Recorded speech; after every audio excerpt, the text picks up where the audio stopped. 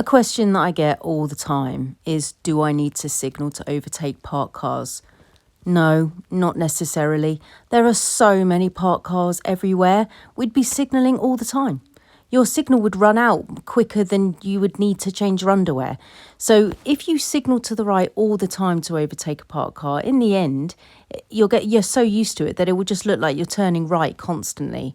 You don't necessarily need to use a signal to overtake a parked car. I really like this explanation about it in Driving Essential Skills. Yep, I'm going to bang on about it again. The book is amazing. I'll put it in the link below. Unnecessary signals, right? So a signal might not be necessary where there is no one to benefit from it. So you don't need to just bung it on all the time if there's no one around. And you don't want to put it on if it's going to confuse another person. So if you're signalling all the time to overtake a parked car, you're going to look like you're turning right. Consider whether it's necessary to use a signal before pulling up, pulling off, and passing stationary vehicles. If you can position really beautifully, really early, and maintain a steady course, then you're not going to need to use a signal to overtake a parked car. You're not even going to necessarily need to use one if you stop behind a parked car, if you position beautifully in meeting traffic. If you're 2 car lengths away and you don't look like you've parked, the likelihood of you needing to use a signal to overtake that parked car is quite low, right? If you look like you've parked behind the car and people are confused and you've actually got yourself into a bad position, that's different. You're probably going to need to use a signal to be like, guys, I'm in the wrong position here. I didn't really mean to put myself in this really kind of like very shoved up position with this parked car. And I kind of want you to know that I've made a mistake and I need to get out. That's the kind of time that you would need to use a signal to get out from behind a car. I always say to my students, if it's a mind read, if people can mind read what you're going to do, so if you're coming up to a situation where there's a parked car on the left and there's people coming towards you, people can mind read that you're going to go round that parked car. You're not going to sit behind it and wait for the person to come out of their house and drive away.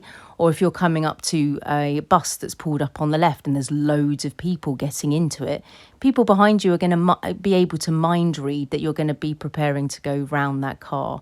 So if it's a mind read, then it's less likely that you're going to need to use a signal if your position is immaculate, if you look like your speed and position and waiting position is very, very good, then you're less likely going to need to use a signal. Otherwise, you're just going to be using one all the time, right?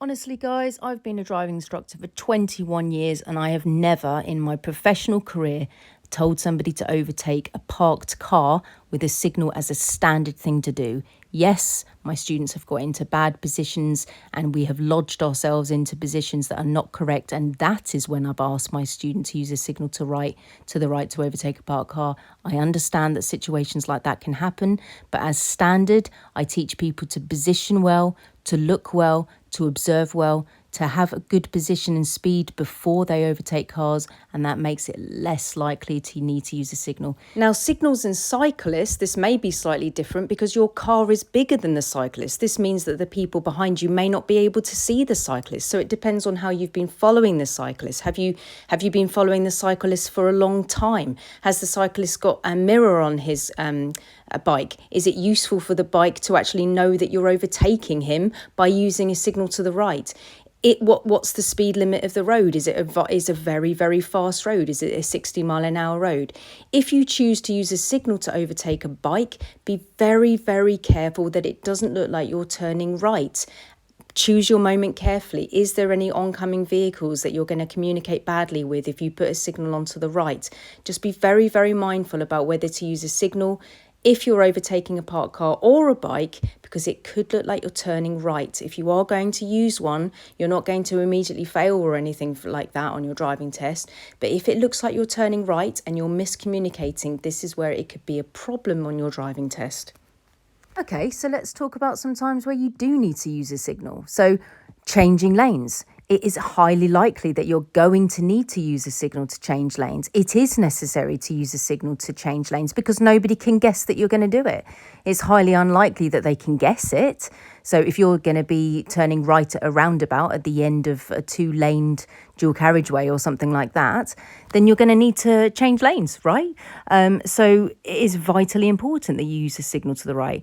On a motorway, it may be that people in a middle lane or right lane could guess that you're going to overtake a vehicle that is slower than you, but it is a warning to the person that you're overtaking that you're going to overtake them. So even if there was no one around, you need to use a signal to warn the person that you're actually overtaking as well. So it is really important that if you're changing lanes to go in a position that you weren't in before as a standard set new position, then you do need to use a signal to do that. So it's mirror, signal, blind spot to make sure that you're okay, and then you move over when it's safe and clear to do so. So that is different. If people can mind read what you're going to do, it's less likely that you're going to need to use a signal.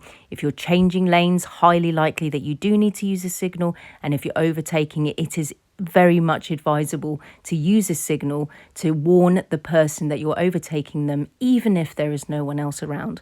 I really hope this clears things up, guys, because this is a really, really common question for me to get as a driving instructor. I hope this helps.